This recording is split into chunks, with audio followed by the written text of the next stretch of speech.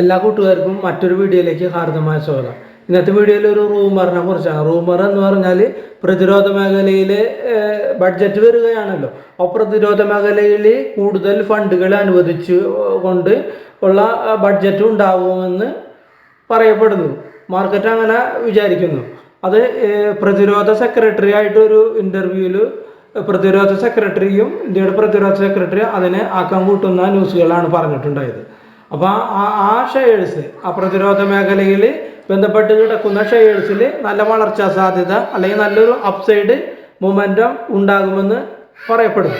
അപ്പോൾ ഇപ്പോൾ നമ്മൾ പ്രതിരോധ മേഖലയിൽ ഏകദേശം 5 ഓഹരികളാണ് നമുക്ക് നേരിട്ട് ബന്ധപ്പെട്ട് കിടക്കുന്നത്.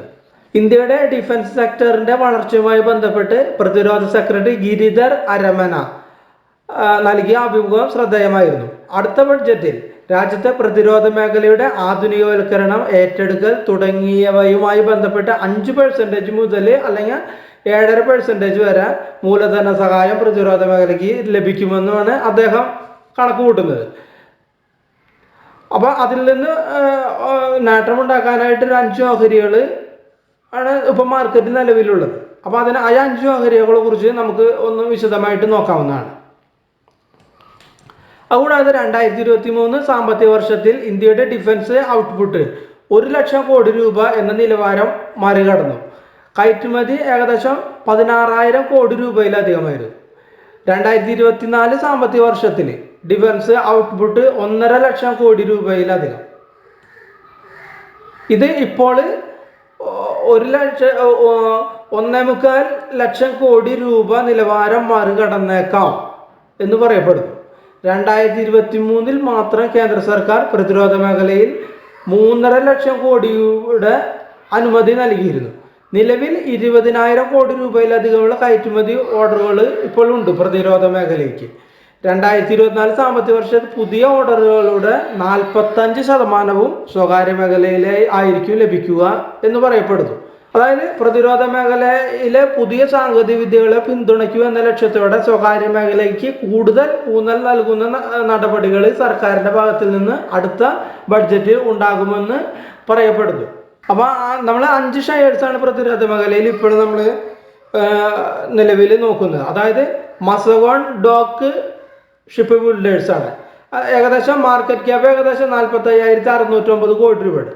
ഇന്ത്യയുടെ മുൻനിര ഷിപ്പ് യാർഡ് കമ്പനിയുടേത് മസഗോൺ ഷിപ്പ് ബിൽഡേഴ്സ് പ്രതിരോധ മേഖലയ്ക്ക് ആവശ്യമായ കപ്പൽ നിർമ്മാണമാണ് പ്രധാനമായി നടത്തുന്നത്. ഇതുവരെ 801 കപ്പലുകൾ ഉൽപ്പാദിപ്പിച്ചിട്ടുണ്ട്. അത് മിസൈൽ ബോട്ടുകൾ അടക്കമുള്ള 27 യുദ്ധക്കപ്പലുകൾ, 7 സബ്മറൈനുകൾ എന്നിവ കമ്പനി നിർമ്മിച്ചിട്ടുണ്ട്.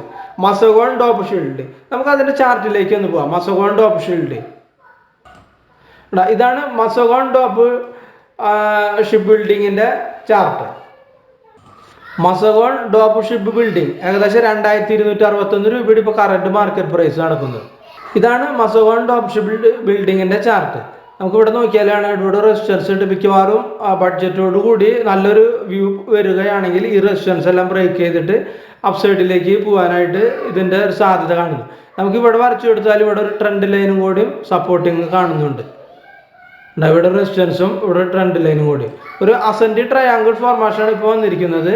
അപ്പോൾ ബഡ്ജറ്റിന് ശേഷം നല്ല ന്യൂസ് ആണെന്നുണ്ടെങ്കിൽ ഇതൊരു അപ്സൈഡിലേക്ക് മൂവ് ചെയ്യാനായിട്ട് സാധ്യത കാണുന്നുണ്ട്. അടുത്ത ഷെയറാണ് ഹിന്ദുസ്ഥാൻ എയറോനോട്ടിക്സ്. അതിൻ്റെ ഏകദേശം എയർക്രാഫ്റ്റ്, ഹെലികോപ്റ്ററുകൾ എന്നിവയുടെ നിർമ്മാണം, പിന്നെ അതുകൂടാതെ അതിൻ്റെ റിപ്പയറിങ്, മെയിൻ്റനൻസ് എന്നിവ നടത്തുന്ന ഒരു കമ്പനിയാണ് ഹിന്ദുസ്ഥാൻ എയറോനോട്ടിക്സ്. ഇതാണ് ഹിന്ദുസ്ഥാൻ എയറോനോട്ടിക്സിൻ്റെ ചാർട്ട്. ഇവിടെ നല്ല വോളിയം ക്രിയേറ്റ് ചെയ്തിട്ടുണ്ട്. സമീപമായിട്ട് 1 മാസമായിട്ട് നല്ല വോളിയം ജനറേറ്റ് ചെയ്തിട്ടുണ്ട്. ഒരു അപ്സൈഡിൽ മൊമെൻറ്റം നിൽക്കുന്ന ഒരു ചാർട്ട് ആണ് ഇതിൽ കാണാനായിട്ട് സാധിക്കുന്നത്. ഇതാണ് ഇതിൻ്റെ ഒരു ചാർട്ട് പാറ്റേൺ വന്നത്. ഒരു box type weight resistance break ചെയ്തിട്ട് 2,998 ഇപ്പോൾ കറണ്ട് റേറ്റ്.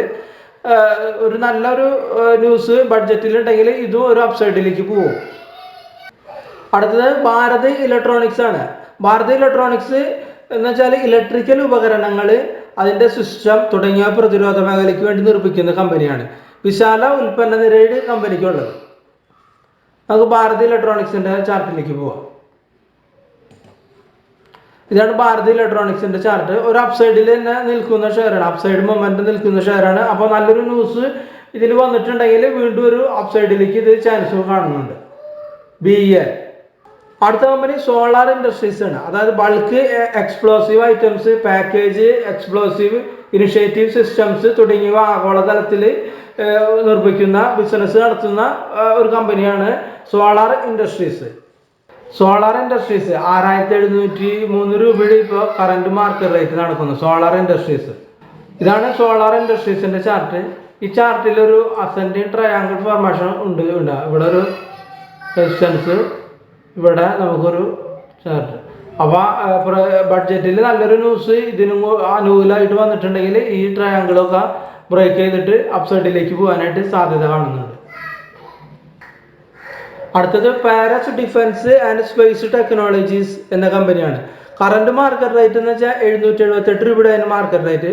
അത് ഡിഫൻസ് ഇലക്ട്രോണിക്സ്, അതുകൂടാതെ സ്പേസ് ആപ്ലിക്കേഷൻ ഉൽപ്പന്നങ്ങൾ, അതിൻ്റെ ഡിസൈന്, പിന്നെ ഡെവലപ്മെൻറ്റ്, പിന്നെ നിർമ്മാണം, ടെസ്റ്റിംഗ് തുടങ്ങിയവ നടത്തുന്ന കമ്പനിയാണ് Paras defence and space technologies.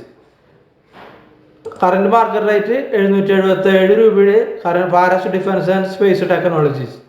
അപ്പോൾ ഇതാണ് പാരസ് ഡിഫൻസ് ആൻഡ് ടെക്നോളജിയുടെ ചാർട്ട്. ഇവിടെ നമുക്ക് നോക്കിയാലോ കാണാം. ഇവിടെ നല്ലൊരു റെസിസ്റ്റൻസ് പോയിന്റ് ഉണ്ട്. അതിന് ഇവിടെ റെസിസ്റ്റൻസ് പോയിന്റ് ഉണ്ട്.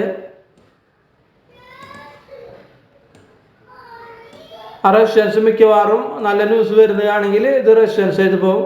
മേജർ സപ്പോർട്ട് എന്ന് പറയാനായിട്ട് നമുക്ക് ഇവിടെയാണ് ഒരു സപ്പോർട്ട് ഉള്ളത്. ഒരു 723 രൂപയിലൊരു സപ്പോർട്ട് പോയിന്റ് ഉള്ളത് ഇപ്പോൾ അതിൽ ചാർട്ട് വിത്ത് ഇൻട്രാഡേ ചാർട്ട് നോക്കുമ്പോൾ.